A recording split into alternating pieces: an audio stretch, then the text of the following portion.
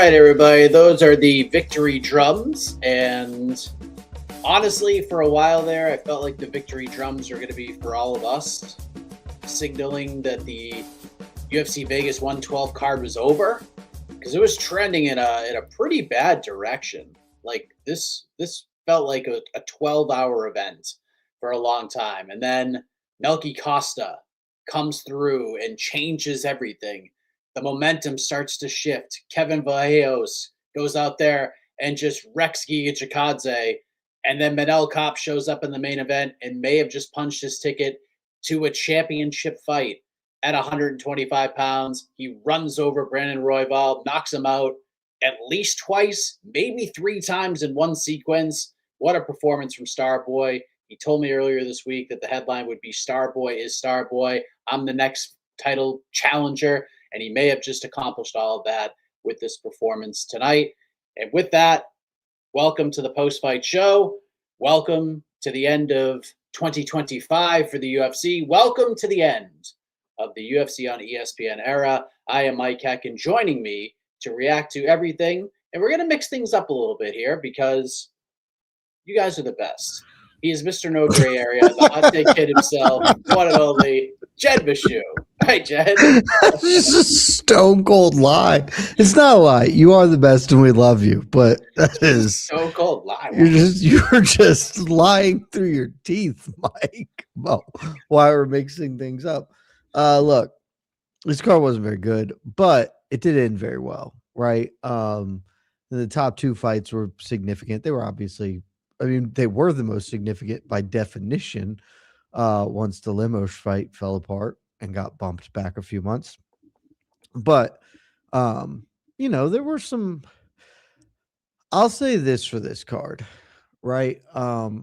It was bad, but the people you would have wanted to do stuff, they did it. They came through, right? And like this was, I wasn't on the preview show, but we talked a little bit about this on BTL this week and some other stuff. And I was actually pretty interested in this card on paper. There were just like, there were some high quality fights on it, and then there was like some dudes that I have some level of interest in, and all of those people, they did it.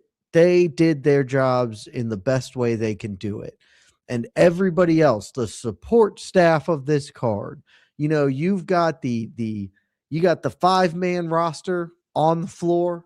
They're giving it their all. They're scoring a plus 15, 20. The bench players here, they didn't do shit, Mike. They are that meme. I'm doing my part. I'm doing, Manel Kape, I'm doing my part. Kevin Vallejos, I'm doing my part. The Cesars, I didn't do effing shit. That is what this card was. It was have and have nots, baby. Yowzer, yeah. That's the best way to say it. The good was good, the bad was bad, and Marcus Buchecha fighting to a draw might have been the funniest thing that happened all night. But shout out to Herb Dean. Shout out to Herb Dean. He actually he said he was going to do something, and boy, he did it. He did it, and I'm proud of him. But he should have been doing it for the last several years that this rule was actually on the books. But hey, the man spoke it into existence. Brendan Fitzgerald brings it up during the break on your show, Michael. Didn't want to get the name of it wrong, and then boom, Herb Dean takes the point. I was so proud of him, Jed.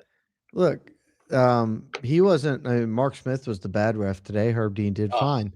I know that main event. People are going to talk about it. I don't think it'll ultimately be controversial, but because Royval, disputed it so quickly, you watch the replay. I think it's a totally valid stoppage. I probably would have let it go personally, but I don't. I think that's he got dropped twice in very bad ways. The second time he actually went stone cold limp, and Herb's timing, I think it was just Herb was trying to intervene after that, and he got a little delayed because it takes a little minute for your brain to act. And by the time he was actually getting in there, Brandon had already woken back up.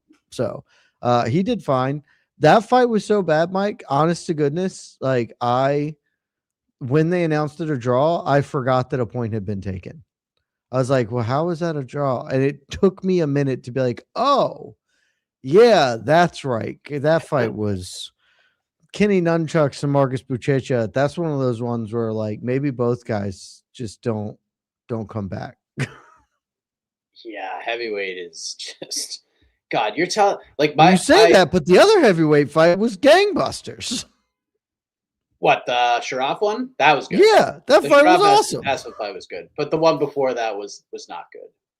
That Guillermo Pat fight was not. Oh, I forgot there was a third one. Oh, yeah. I don't. At least with the Kennedy and Nzechukwu Buchecha fight, like that fight makes sense. I understand why that fight exists. Buchecha is a wildly decorated grappler, and Kennedy's been in the UFC for a long time, has wins, has losses. Yeah, it totally makes sense. The other fight was on paper. They did this like 2 weeks ago. This is just a Contender Series heavyweight bout, and it's one of those ones that Dana wouldn't even give a contract to. So why is it on a UFC card? Just don't do that. But they did, and you're telling me that Waldo Cortez Acosta did not deserve a spot on this card? I mean, any of these 3 fights, she could have. It would have been fine. 30 seconds. I had 3 fights. Like I was so alive in fantasy 3 weeks ago when I was like, I have 3 fights. I have the most fighters left to play, and they're all in very winnable fights, and all 3 of them lost definitively, and it was a real bummer. Like I had 9 losses on the fantasy season. I know you had 6 dudes that didn't, or 5 dudes. I think you had 5.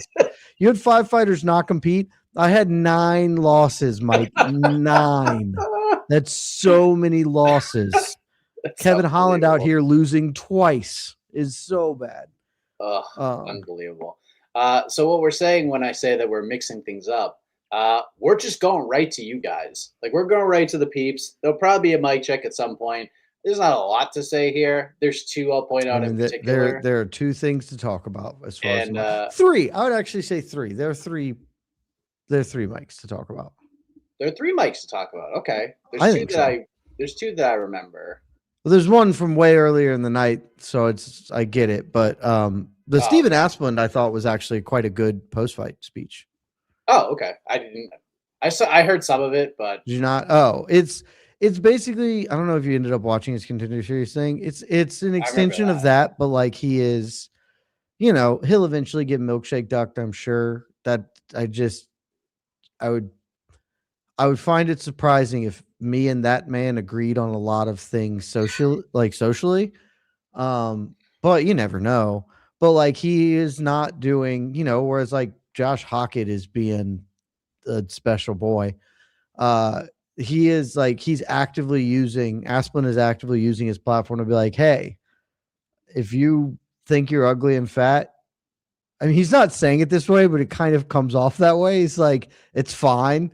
You are ugly and fat, but that's okay. Look at me. I'm ugly and fat. I used to be 500 pounds and and look at me now. Like it's very aspirational and inspirational.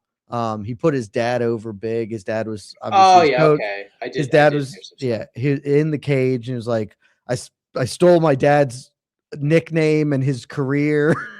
I'm like, he just it was the kind of thing, especially after that performance, where you're like, the UFC has something here. I don't think it has something that will go far because I think he's limited even at heavyweight, but like they should continue to give him winnable fights because that's a dude who, not bad with the mic to get a good message out there. So I liked it a lot. Yeah. I mean, there's plenty of heavyweights that he could fight if you want to get him wins. So many heavyweights. And he comes off as an extremely down to earth, guy, like fighter next door vibe. And so it was a really good one. I got tremendous humor out of that. It's starting to come back to me now because you literally on Slack, I don't want to but I'm just gonna say it anyways. You're like, man, this guy could be really good if he was like a good athlete. Oh, I tweeted and his post-fight speech was like, I was 525 pounds and I was an incredible athlete, and I'm an even better athlete now. If he's the same person he is now, 525 pounds, yeah, he's a pretty good athlete. That's the thing. Like, when I was analyzing him coming off Contender Series, like there's 13 seconds. There's not a lot to analyze, but you look at him and you're still like, okay, he's actually has some ideas. And this fight, I actually got to see him fight a lot more. And like, he's he's basically the off-brand version of Waldo Cortez Acosta. But WCA is like a much better athlete, and that's going to be the actual dividing line in their careers. And if he was like, he can hurt you because all heavyweights can kind of hurt you, but if he had like real pop, he'd be an actual problem. But like he's in because he's tricky as hell. Like he showed a really good chin. Like Sharaf, I don't know if Sharaf can crack, but he hit him a bunch and he kept rolling it. I thought Aspen actually showed like a pretty, given how little experience he has, like he's actually pretty decent at fighting. He just has some like clear athletic limitations that I think are going to be a big stopper for him. Well, we'll see how many Aspen questions we have today. It's just gonna be Q&A the rest of the way. Outside the mic check segment, we'll do in a little bit. RS40 Emisov or not would be sick. Costa versus Why are we Baellos. we're not doing Emisov or not. Don't be a nonsense person. Who are you doing no for thank Emisov? you. He gets a rank. If he had come in and laid on Neil Magny for 15 minutes, we could do another like, okay, not a number guy. This is a former Bellator champion. He's lost to one dude in like 20 years or whatever the hell his incredible streak is. Like, and the Neil, like we talked about this before, this is a perfect setup fight. This is a guy who was a perennial top 15 guy, not there anymore, but still like had won some good fights lately, is still in that top 25 thing. Like, test the waters, Okay, he didn't patchy mix this shit. He came in and he ran over Neil Magny. Like, I did not see him. Had I climbed this week, it would have either been a PFL parlay, frankly, of the two favorites in the main co-main. Or if I was going to do a climb this week, I was going to shoot the over here, even though it wasn't even like remotely near minus 500. I was going to take the over 1.5, which I think was like minus 2 something. Cause like, this is definitely going long. It's Neil Magny. He's durable dude in general. I'd look like a big dumb idiot because Asimov ran over him. That he gets a number. He doesn't get Fakhretdinov is like the worst fight, a very difficult opponent that isn't ranked. Like, no, he gets Leon Edwards or something. Oh, I just pulled Leon out of the ether, but like that'd be fine. Former Bellator champ versus former UFC champ. I think you do. God, this division's very lightweighty right now. Like 3 years ago, lightweighty. Where we need to get some people out of the way here. There are a couple of guys, but they've also, most of those people have slid. So yeah, at least like the Wonder Boys are out of the way. Five. Yeah, but like there's still a couple. Yeah, there's still the Usmans there, and who's not going to fight anybody unless it's like for the belt at this point. Give Buckley Asimov as punishment for. I love that idea. That's it. I love that idea. Buckley and Asimov, and I'll teach Buckley to call out Hamzat. Sort of. It was real weird, Mike. It was real weird. It's been a bad week for Buckley, man. God. He's trying to stay in the famous.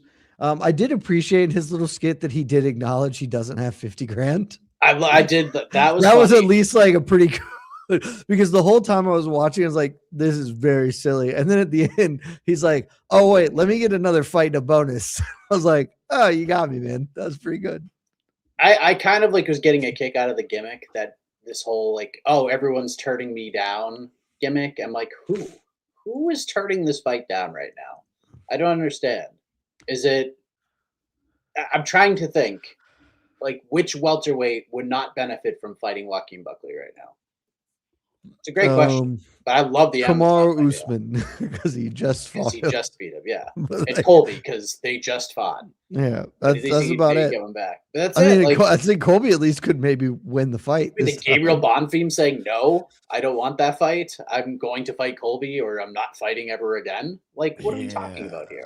Bonfim seems like a totally reasonable guy. He's Bonfim the odd man out. Amasov's good fight. I like that fight too. Be fine too. Yeah. One of those two, but Amazov gets somebody with the number. I think it will be quite garbo if after that performance he doesn't get a guy with a number. Come on. Yeah. Shout out for a heavyweight getting 163 strikes in 1.5 rounds. Your boy. He's somehow Joe Pyfer, Holloway, Bryce Mitchell, and an English Bulldog. I'm here for it. What a description right there. Yeah. I don't get. He's not really Joe Pyfery, other than they came from the Contender Series, but different vibes from the Contender Series certainly. But yeah. Look, I think I wrote in my breakdown of it, and I don't remember if this made the final edit or if it got cut, because like when I first write my Contender Series breakdown, it's like 10,000 words, and then I start paring it back. I think I wrote like, I would really like Steve Asplin to have a career, like I don't know if he will, but I would like him to have it, and this is like why. I think he can at the minimum be a really fun, you know, somewhere between Chase Sherman and Waldo Cortez Acosta. And so this was a great debut for him. Chase Sherman getting a lot of reps on these shows. I feel like that's a name I brought up a lot, and glad to see it's staple of the heavyweight division. Yes. Lazy Bed. Herb told us the new rule is to enforce the rules. I was so proud. You got to enforce those rules, man. I was like, if he doesn't take a point right now, I'm going to lose it. What was dope is him taking the points, which is good. One, I loved Sanko noting correctly the like, technically the extending the fingers is a foul, and then the eye poke is also a foul. So it's actually 2 fouls, which I never really thought of, but is absolutely true. It's like, and shout out to Mark Smith, who I think it was King Green kicked dude low twice, and Mark Smith was like, at least 2 times tonight. Mark Smith said, "That's the second time you've done that. Watch it." And I was like, he's way to go, buddy. Are they going to do it a 3rd time? And you're still just going to be like, you stop doing that. You know how you get them to stop? Make them pay for it.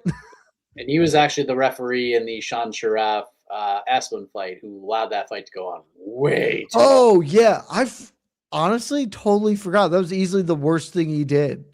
That was, I think it was Danny Segura tweeted out like, so you stopped the Tyra Moreno fight, but this one you let go. And it's just like, kind of, yeah. That's sort of the vibe. Is like, why? Right, like that one, there was at least one full, he moved to a different section of the cage where I was like, you can stop this. And then maybe it was 2, because Asplin would come and just throw like a 20 piece at him, and then Zafar would sort of lumber off to another cage section, and Asplin would follow him down and throw a bunch more. And that happened a bunch. And I was like, what are we doing, Mark? I know that technically he's on his feet, and once every 23 seconds he throws a hard right hand, but like, he's getting bludgeoned. You're just trying to watch this man die. It was crazy. I don't understand. I truly don't understand. RS40, what's wrong with Joaquin Buckley? I think I mostly think that he just thought it'd be funny. And to some extent it was, frankly. I do want to give him that credit, as I've already done. And he doesn't know where to go right now, because the welterweight division is, to be fair, all of the guys at the top of the division aren't going to try to or be willing to fight him unless they have to, because they're all kind of crossing their fingers and hoping they randomly get the title shot. So, yeah. And he just lost, and there's not like a ton of other super obvious names for him right now, unless he wants to do the like call out Bilal Muhammad thing or whatever. And so I think he just saw an opportunity. Is probably what he should be doing. I mean, probably, but like, I think he just saw he beefed with Hamzat forever, and that was to his credit, frankly, because that was when people weren't really trying to fight Hamzat, and Buckley was sort of semi-consistently just being like, I'll fight him. And he never, he raised his hand a bunch and he never got that fight. And so I think he's still just sort of trying to keep that alive. And I mean, we hadn't talked about Buckley in a while, and so he did get his name back out there. Yeah. And then I saw the video of him calling out Shavkat. I'm like, why would you do that? Like, Yeah. you're just gonna. I mean, what are we do? What are we doing here? I get why he's not calling Bilal Shoot or out, but shoot. then I was like, the Shavkat thing makes even less sense. Like the Bilal one, like I he's just gonna mean, get tackled a whole bunch. It's gonna look exactly like the Usman fight, and then Shavkat might just run him through the mat at yeah. this point. I mean, well, like he Just can't be better. call Sean Brady out because that wouldn't go very well for him. I mean, that's actually a pretty good spot to be too. I don't. They're like the two highest ranked guys who are not in the title conversation right Yeah, now. but Sean Brady would just tackle him, and But so would Shavkat, and so would Bilal. that would go very poorly. Bilal might not tackle him. Yeah, Bilal sometimes well, doesn't tackle people. not anymore, I I think he guess. should be going for He should be Bilal. tackling people. The only Yeah, downside to going for Bilal is Bilal's on a 2-fight losing streak. But he also just lost a fight. So I think he should be trying to get Bilal. yep. But I honestly I don't know what's in Joaquin Buckley's head. We are talking about him though. And this is one of those times where at least the Conor one, like sure we were talking about him, but we were just mocking him for being the worst thing ever. And I don't believe that that's good publicity. This you can argue. Like we are talking about him, and while I don't think this was good, it's not like offensively bad. It's just kind of silly. Yeah, I'm not giving up on Buckley. I'm I'm not where I was earlier this year with him, where I Great was career like, this turnaround. dude turned it around. He's losing that good faith and that goodwill, but He's a roller coaster. hopefully we can He's turn up, this around. he's up, he's down, he's up. It's all over the We're just place. along for the ride. We are. Thank you, Patrick. Whose win was more impressive? This is question. probably going to be the big question of the week. Manel Kape just dusting up Brandon Royval, which is not easy to do, by the way. Or Tatsuro Taira becoming the first fighter ever to finish Brandon Moreno in a fist fight. So, two very good performances. Dana White said, let's bring Josh Van to Japan. You could bring both Taira and Manel Kape to Japan, and both would be over. Kape, you could probably argue, might be even more over in that area due to his lengthy time competing there. He was a star in Ryzen before signing with the UFC. He's very, very over with that fan base. This is probably like if you're. Oh no, did we lose Mike? Did I lose Mike? Am I still here? Oh, there we are. There we go. We're back. Okay. You have some divisions where you're trying to like figure this all out. Like welterweight is like, how do we justify like putting Usman in there? But we also have like these guys. Flyweight, it's like you can't go wrong. It's either like Pantoja's ready, you can run this one right back and get it right, or Pantoja's going to be out for a little bit, and we could throw Taira in there, or you could throw Kape in there. Like all of these fights are interesting. Like they're all really good, and obviously, like I said, if Pantoja is ready when Van is ready, then you immediately go to him. But you cannot get you can't get it wrong here. Like you just can't. This is a good spot for the UFC flyweight matchmakers to be in right now. But if you were put in that spot, Jed, and your job was Pantoja's out until August, it's one of these two guys. Who are you giving it to? So first, I think you're right. I don't think there's a wrong way to eat this Reese's, which is a really great position to be in. My gut reaction after that fight was give Manel Kape the title fight. I don't know how long Pantoja's out. It could be short. Even if it's short, it's still going to be at least 2 months, right? Before he can compete, more than likely. And then he needs to have 8 weeks at least for training camps. We're talking about 4 or 5 months at the absolute earliest that Pantoja could come back. And frankly, I don't want him to come back at his absolute earliest. I'd like him to take a little bit of time and make sure that this isn't going to be a recurring issue, right? That, knock on wood, hope he doesn't need surgery, but if he gets surgery, that's going to add time to the thing. Let's not rush him back. There's no need to rush him back, right? Like the only impetus to do so is to try and fix what happened, and you can't. It just happened. It is what it is. In conjunction with that, Van fights all the time. We talked about a lot in the build up to 323. He had fought 4 times last year. He's basically fought like 3 or 4 times every year of his very short career.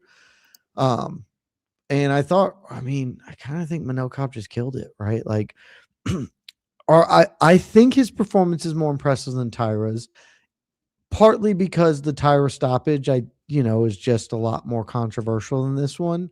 And Brandon Royval got within 3 minutes brutally.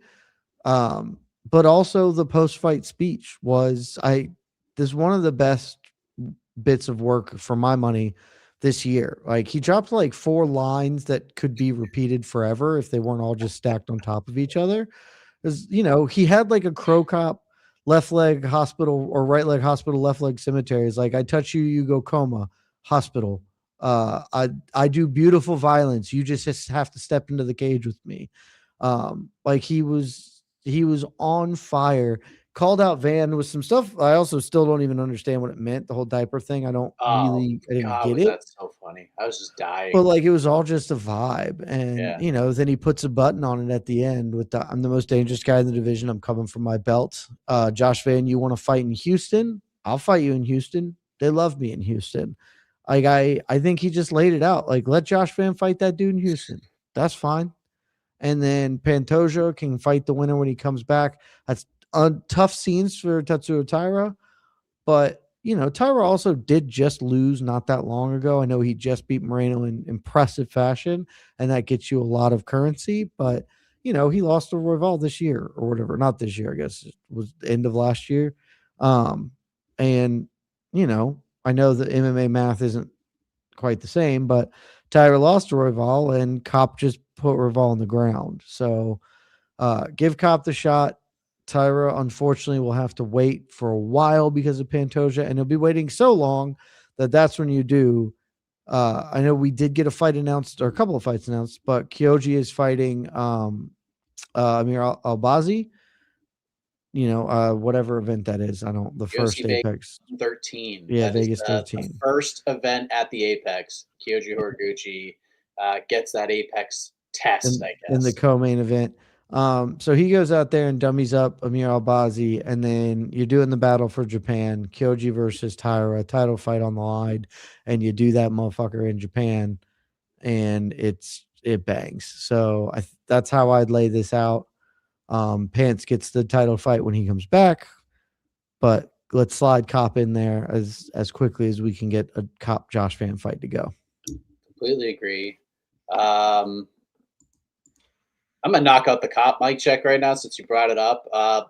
It was an A+. It was so damn good. Everything you said, and then on top of it, it was the now baby listen very well. I wrote out what I could. I'm here, your daddy. Your daddy's gonna take your diapers alive on the new deal, the new Paramount deal. I'm going to take your diapers alive. I mean, who thinks of that shit? Unbelievable. What a performance from Manel Kape. A+ stuff on the microphone from Starboy. Great stuff. He's been really good, man. He was great after the Bruno Silva one. He was great after the Amabaya finish on the mic as well. Manel's doing the damn thing. Good to see. Good to see. He needs to stay healthy and stop. He's his own worst enemy right now, and some of it's like just really shitty luck. But hopefully he can stay out of his own way and get to this title fight. I mean, I love that part of his call out too, where he is like, Josh Van, the only reason you're champion is I broke my foot. You got to fight Royval. I would have done this to Royval in June, and then I'd have been the guy who beat Pantoja. And it's just like, I love that part too. Yeah, he kind of might have a point. If I didn't get injured, I'd be the champion right now. Is what he said. If you get injured, and you, Josh Van, I mean, credit to you, terrific year. And you took the opportunity on short notice, but you would be ranked like number 10 and be lobbying for a fight with Kyoji or something instead of the champion. Because you just jumped the line with the short notice Royval win. Yeah. Spencer, appreciate the week after week coverage this year, boys. Always love, excuse me, getting freaking late here. Always love the Odyssey, silliness, and good vibes. Scheduled 2026 UFC fight you are all most excited for? I mean, I think the runaway answer for most people will be Holloway Oliveira, right? Like that's Oliveira 2 or whatever. I will. I know people don't like this fight, and I think it's valid. I don't really care. I think Gaethje Pimblett rocks. The I fight's love great. that fight. It's 100% And the fight that should have been made anyways. I'm comfortable setting aside my feelings about the stupid interim belt. I don't care. It can be an interim belt. It can be the show closer. Just on the merits of that fight, I think that fight rules. So I actually, if the choice is I can watch Justin Gaethje fight someone, that will always be the answer. There will never be. It doesn't matter what the other fights are. Justin Gaethje fight will be the answer, and it might be his last fight ever. So like, I If he just watched loses, it John probably Cena will be. retire, and I don't care about wrestling, but that was kind of cool because it was the last time ever. If this is the last Justin Gaethje fight ever, I will be there with bells on. Yeah, I think if he loses, it will be. Ace Boogie. Buchecha doesn't get cut, we riot. Am I crazy for thinking Van loses any? I assume we're missing a two. Yeah, probably. It's got to be Yeah. two. Am I crazy for thinking Van loses to any of his three potential opponents, Tyra, Kopp, Pantoja? Yeah, Would crazy. you pick Van against any of these three fighters right now?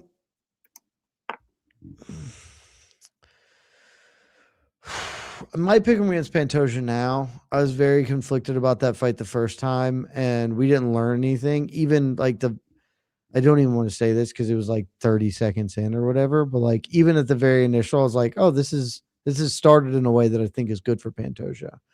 I'd probably pick Van now because Pantoja's coming off a major injury. He was already getting old. That was already a concern.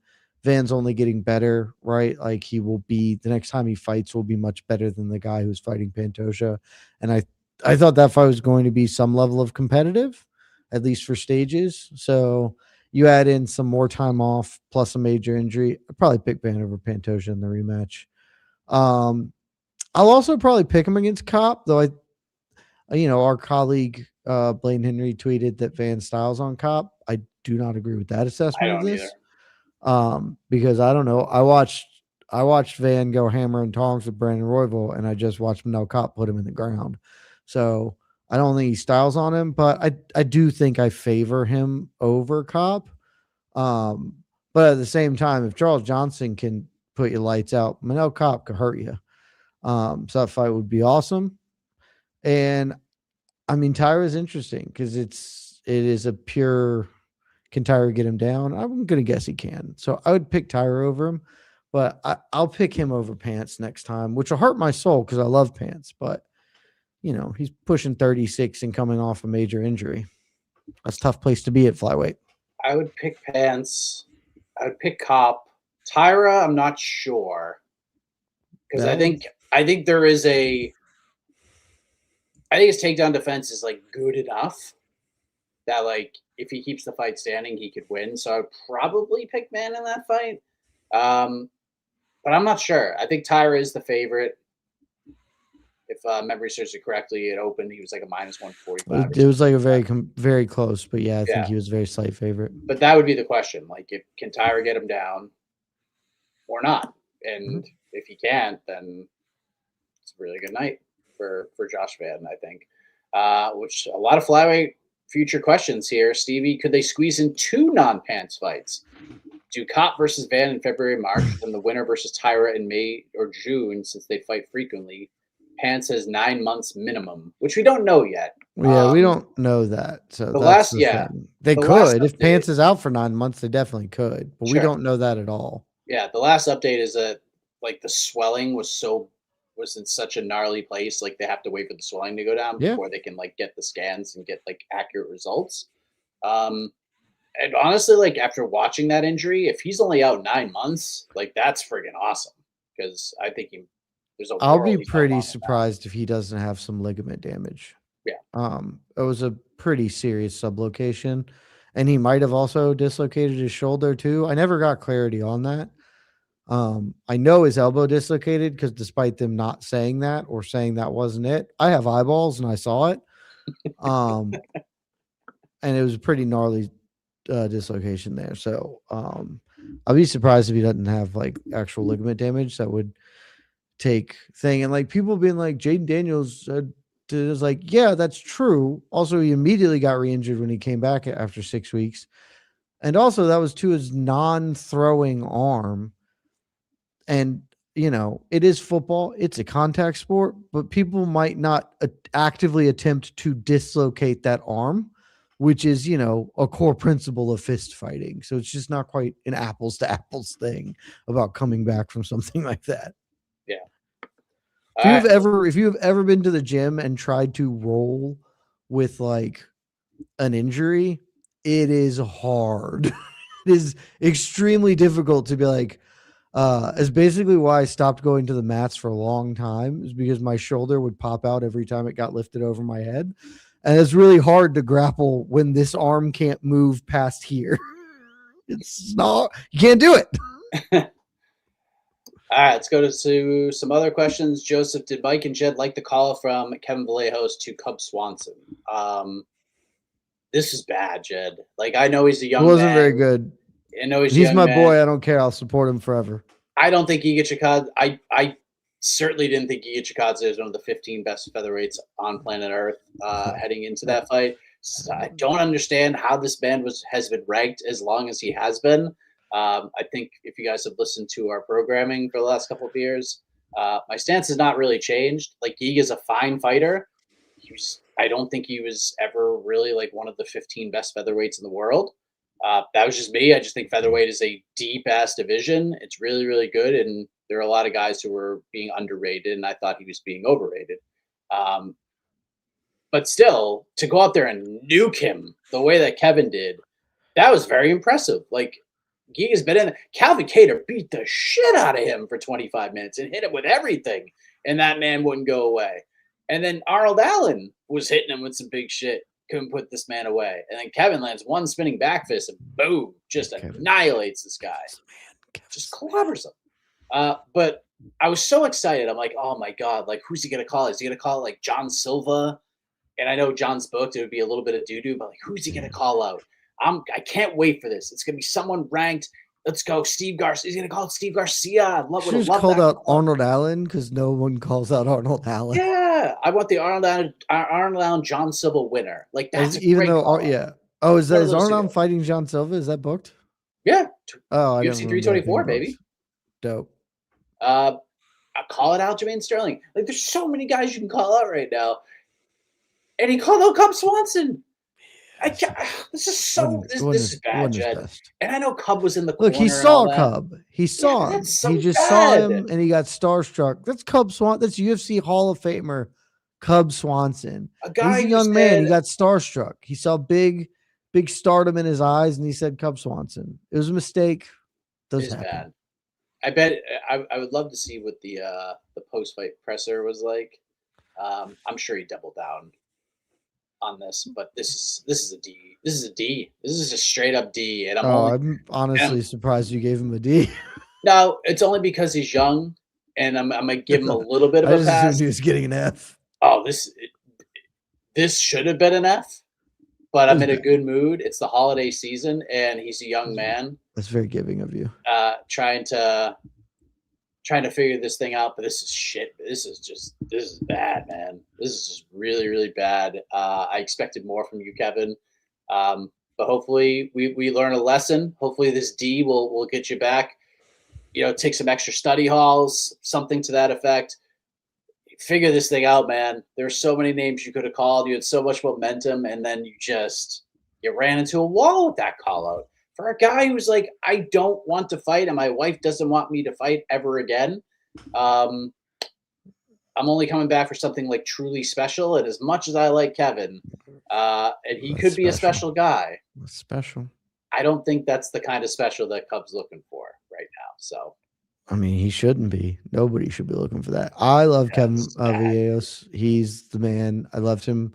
2 years ago off Contender Series, when he lost to John Silva in like one of the best fights that season. And then I love John Silva, and John Silva immediately came to the UFC and was like one of the 10 best dudes in the world. I was like, man, I bet that Kevin Vallejos kid's pretty good, because he was 20 years old when he fought John Silva, and the rest of these good dudes can't do anything to him, and he damn near beat him. And that kid's now like 23, and just I loved that they comped him to Ilia Topuria on the broadcast. And Bisping was like, I don't even want to say it. And then he said it. And I was like, no, that's the correct comp. It is an appropriate comp to him. I don't know about his grappling game, and Ilya famously hailed from grappling. That's where he started. But Kevin, man, he's not big for this weight class, size wise, only 5'7", but he's so talented. And given the turnover happening at featherweight, I'll be shocked if he doesn't fight for the belt. Maybe he won't win it. You never know how things like that are going to break down, but like, kid's really good, and he's only got up to go. I'm really get on the excited. bandwagon now, guys. Yeah, get on. God, I almost want to punish him for the call out, but like, I want to just like selfishly matchmake for him. I don't know where I'm going with it yet. For onto he's realistically actually going to be number 14 now, because Brian Ortega has been booked up at lightweight, or the rumors are. I don't know if that we've confirmed that. Probably happening. So, but like, yeah, we've got a rumor there. So he's really going to be number 14 at featherweight. But not until he actually gets in there and fights, though.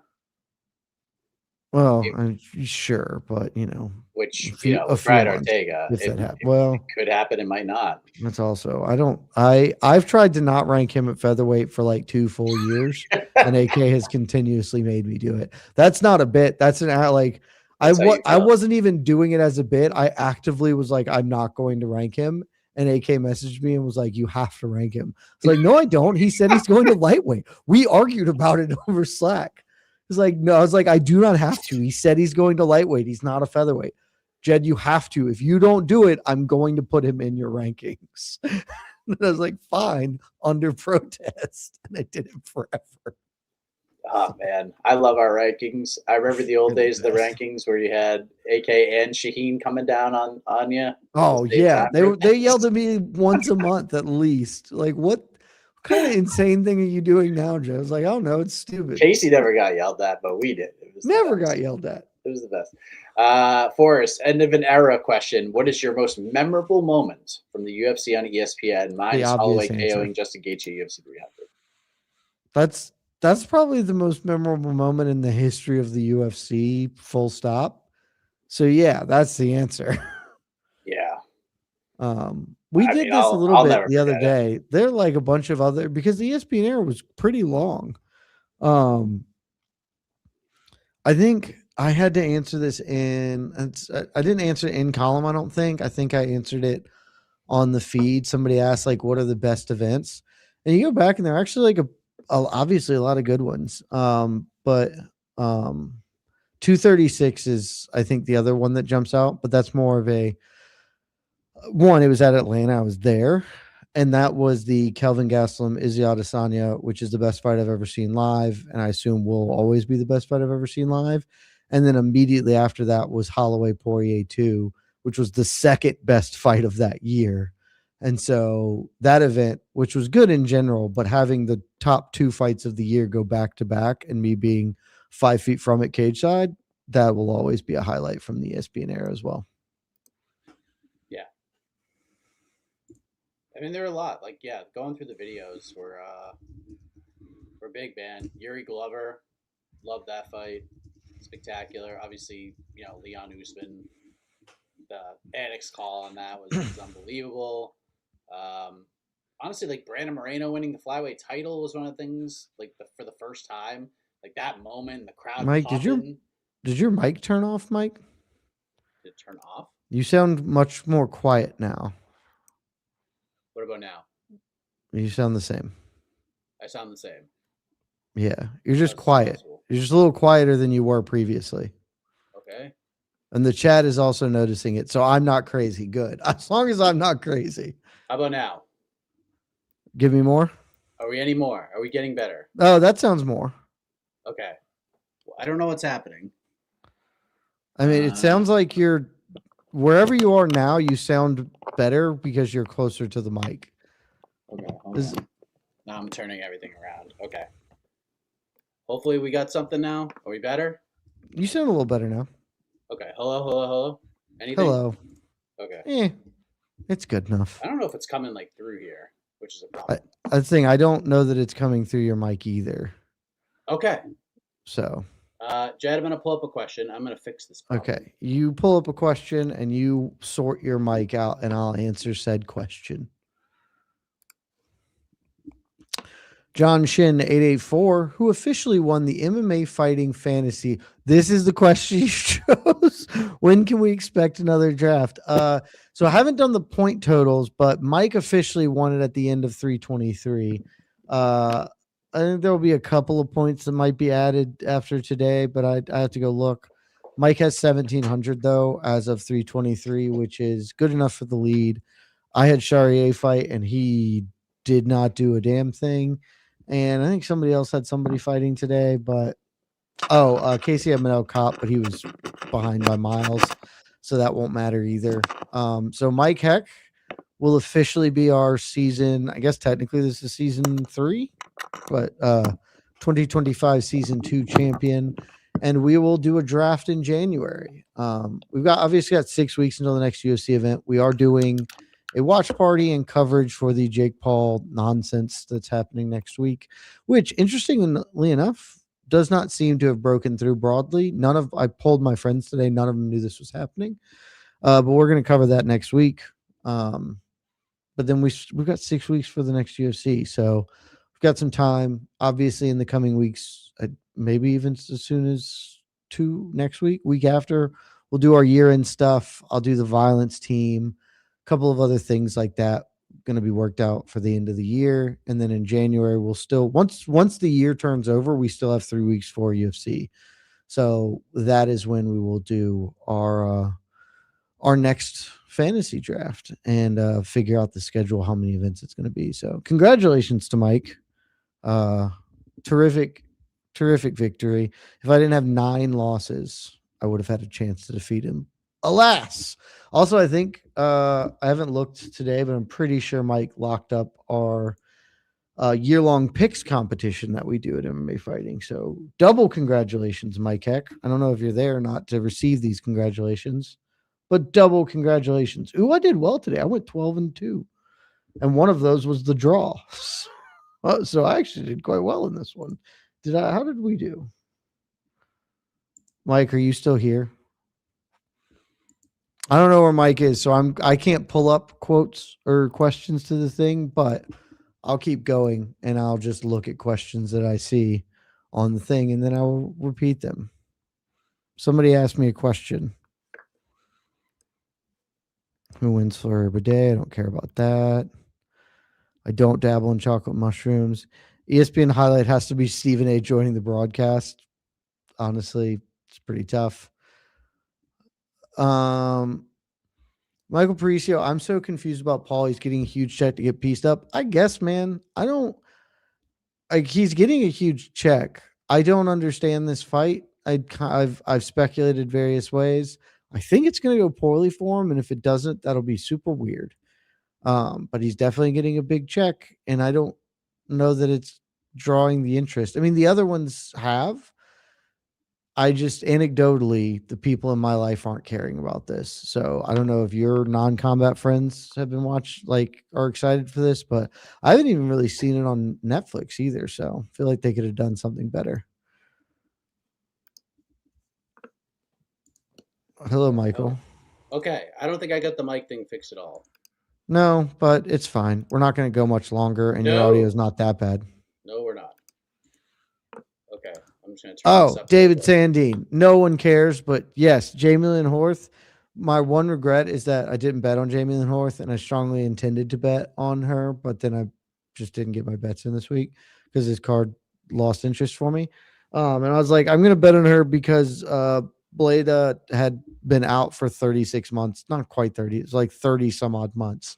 It's like she shouldn't be a betting favorite when she hasn't fought in almost 3 years. And it looked like that. Good for Jamie Lynn Horth too. Good quality win. Did we get bonuses or no? I haven't seen them. Been looking. This is super. Yeah, it's super weird. Nothing. Oh, here we got bonuses.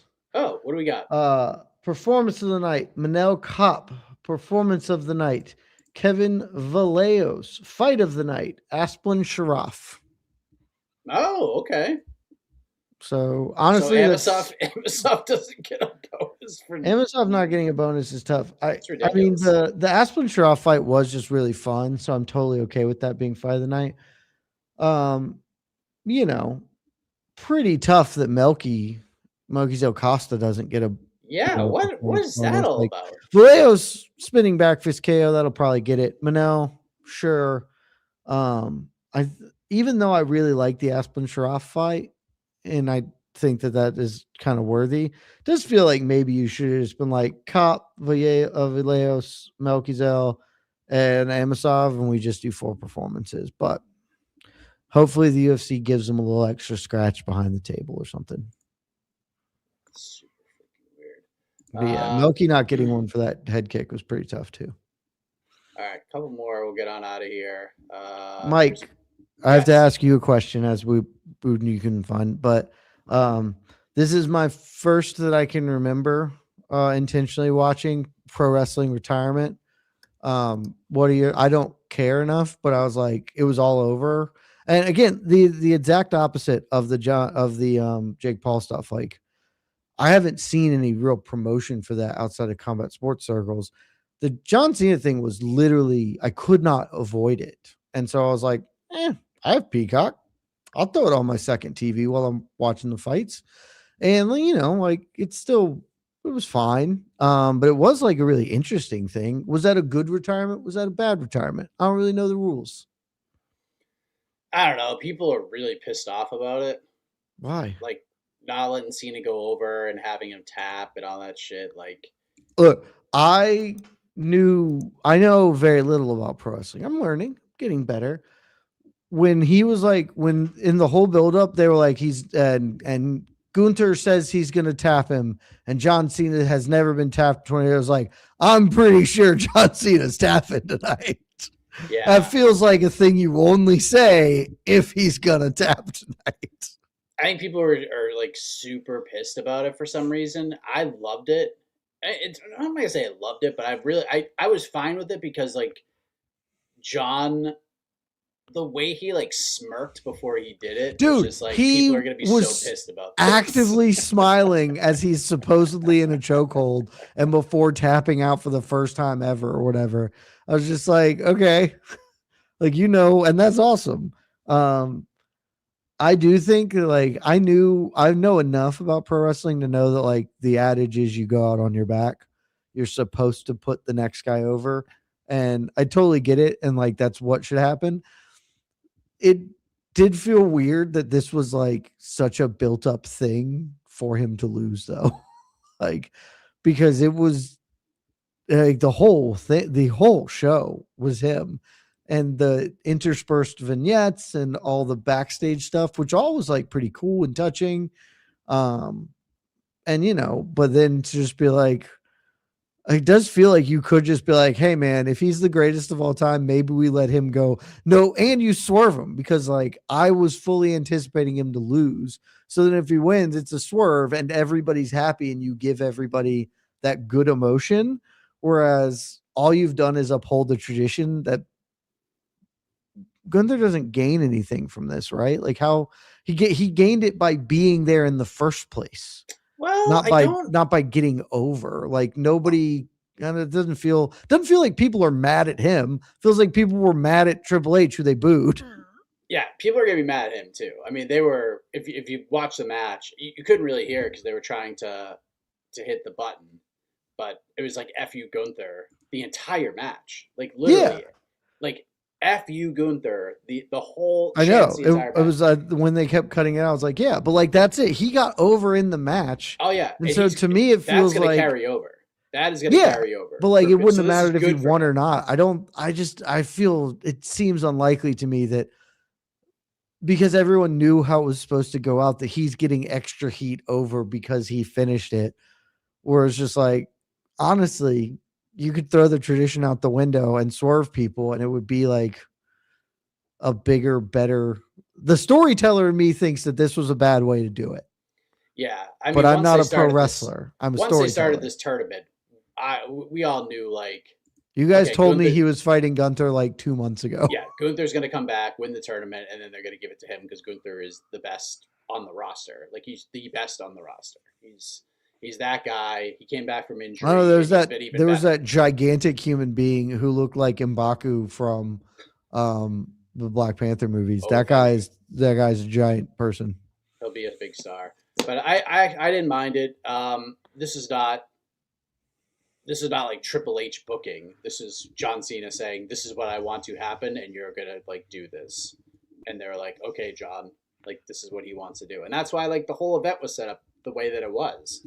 It was like, I don't want this to be about me. I want it to be about everybody else. I want like these NXT developmental wrestlers to get in there with all the big names, like Obafemi, who's from the developmental brand, Sol Roca from the developmental brand, uh, Javon Evans, and I forget who the other guy was. They were from the developmental brand, so like it was getting them in front of a big crowd and like giving them the moment. So that's what it was. But the thing, I'll tell you what my biggest takeaway from the whole thing was having the UFC on one screen and WWE on the other. I was like, man, the TKO shit is just, it's the same thing. Like I'm literally watching the same show. Outside of like WWE is obviously they do a little more of the entrances and the lighting and things of that nature, and it's really the sports entertainment thing. But like a lot of the nuances of the broadcast are exactly the same. Like it's so crazy. And shout out to Michael Cole. I will say he had the best line of the night when the match was over. It said professional wrestling, which they never say in WWE television anymore. He goes, professional wrestling just beat sports entertainment. I was like, that is a great line. That was really good, Michael. Was that because John Cena lost? Yes. Okay. Yeah. John Cena is the sports entertainer. There's like more of the old school like pro wrestler. Like it's the old school thing for the guy who's leaving to lose. Sure. I just watching it the whole time, I knew it was happening. It was still like, wrestling doesn't do it for me, but it was kind of compelling. But I did just like, I don't know, it feels like this was a poorly told story. Not a poorly told story. Yeah, this is what but a story that could have been something else. But the thing that got me to watch outside of it being ever present was like John Cena did a bunch of interviews, like he was on McAfee and stuff that I saw. And it was on Joe Rogan. Yeah. And it was just like every time he talked, I was like, man, like he sold it in a way I've never had something sold to me before, where he was just like, just want to be super clear. I'm not doing this ever again. So if you think I'm going to come back because all wrestlers do, you should tune in tomorrow because this will be it. And I was like, well, shit, I don't want to miss the last time. I guess I should tune in. I have Peacock. Yeah. And so I did. And, it was a perfectly fine thing to have on my second television while I was watching fights that were also, frankly, the overlap of time periods. There weren't the best fights going on when the John Cena stuff was happening. Yeah. I mean, even my kid who's not like a big wrestling guy, like he'll watch WrestleMania with me. He knows who John Cena is. He knows the song. So he was like, hey, Daddy, tell me when John Cena like comes out in front of the crowd. I was like, all right. And I grabbed him like, all right, this is it. It's the last That song time. is undeniably catchy. Yeah, and he loves Joe Hendry, by the way. The Joe Hendry thing. Oh, that was the literal little person. I've seen him on TikTok a lot. And so like I know the gimmick.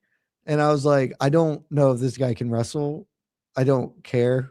He's got a great smile, and this is hilarious. Like him just showing up and be like, it's just like it's deeply funny to me, and I don't know why. You just say his name, and that's what happens. He just out of nowhere just was like, there he is with the smile. He's the anti-Beetlejuice, and it rules. That is literally the only time I think, because I watched WrestleMania, and didn't he was at WrestleMania, right? Yeah, he wrestled Randy. Wrestled somebody. I don't know. But like that's like the first time, and his song is like weirdly catchy because it doesn't seem like it should be catchy, but it kind of just is a little earwormy. And so like I don't know shit about this dude, but he's on my TikTok a lot randomly. And it's just because I think the gimmick's funny, and when it happened, I was like, oh, it's still funny. Yeah. That was great. I thought it was a pretty good. I thought it was a really good show. It was definitely better than the last Saturday Night's Main Event. That was a piece of shit. That was real bad. That was I won't watch again until somebody else famous retires. Yeah. Or something important happens. Hey, we got Royal Rumble coming up. in January. I've stand on. I think the Royal Rumble rocks because you don't have to know a single thing about wrestling, and I do not. To be like, yeah, dudes run out and you throw them over the rope, and the Jamaican guy Kofi is gonna do something cool. Yep. He's gonna walk on his hands or something, and like you don't have to know. There's no previous storylines that you need to keep up with. I don't need to know any of the wrestlers. Like the last one I was just in the Slack being like, I don't know who this guy is, but he should win. He's good. Or like there are 4 good women's wrestlers in this thing that I can see. And you guys are like, you don't know what you're talking about. I was like, I'm just telling you. Yeah. I love the Royal Rumble. That's like if MMA could find a way to do, and they did, Dogfight Wild tried to do a Royal Rumble and it was terrible, but it was also kind of funny. Yes. It was great to watch the show tonight because it was on Peacock and I didn't have to buy the premium ESPN thing, which unfortunately we're going to have to do. And Peacock had a great stream. You know what? I was really happy that I got to end my ESPN experience the way it should have been, where between every round I would have to go click the live button because somehow my stream would have buffered out 12 seconds and I'd be behind. I was just like, this is terrific. What a great streaming platform you have, ESPN. Yes. I kept it. I tried to cancel it. They gave it to me for $2.99 a month for the next 3 months. And I was like, I have yet to cancel because I was waiting for this. I'm currently bundled with Disney and Hulu, which I don't use that much, but my family does. So I'll probably shift some things around, but yeah. And it still has, but the thing is like, it's losing F1.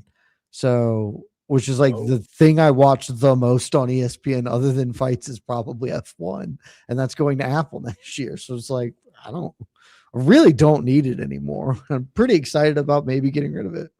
I do like their Masters coverage when that comes around. Oh they yeah. do a really good job with that. That's true. But the Masters website does great Masters coverage too. That's very true. They do put on like a Bruins game like once a week now. So that to me is worth it. Yeah. College football is the other one that would be worth it. I will dump that very, very quickly. Yeah. I'm going to give it the last 3 months. And when March 1st rolls around, we're going away. I'm just saying, if they had kept the UFC deal, I would have been functionally forced into buying ESPN Super app, whatever their service is. And if I keep ESPN, it ain't that one. I am not getting the extra. Lazy Bed says, if you enjoy the UFC Fight Library, maybe don't cancel ESPN Plus. Just saying. Yeah. Looks like Fight Pass ain't like dying. Yeah. It looks like some promotions will be kind of going their separate ways. I just don't really. Also, the ESPN Plus library sucks anyway. Yeah, I was always Fight Pass. It's hard to navigate, and fights leave that fairly quickly within a couple of years. It's certainly not good for anything deeper. The whole Fight Pass saga is odd. I hope it gets resolved in a better way than it. Fight Pass is a really good tool that I like, and I would not like that to go away. Is that our music? Do I hear the tunes? I believe in the exiting of this program. That's what I believe in. I believe in exiting the program. I believe in Joe Henry. I believe in you, Jed. I believe in all of us at MMA Fighting. I believe in all of you. And I believe in the UFC. And I believe in you, Kevin Vallejos, that the next time you win, you will make a better call out. I believe in a thing called love. This is the rhythm of the heart. I believe in a thing called love. And bye, guys. Some might believe in love after love. You never know. That's what Cher said one time, and it was a #1 hit for her. But hey, listen, everybody. If your MMA fandom to some extent ends with the UFC, understandable. But Jed and I will be back. Touching you. We don't even do our award show preview. Yeah, award show's coming up. AK and I will be back on to the next one. We got stuff coming your way. Jed will sing too. I believe in a thing called love. Just listen to the rhythm of your heart. Bye, guys. Love y'all. Good night, everybody. We're delirious. It's almost 3.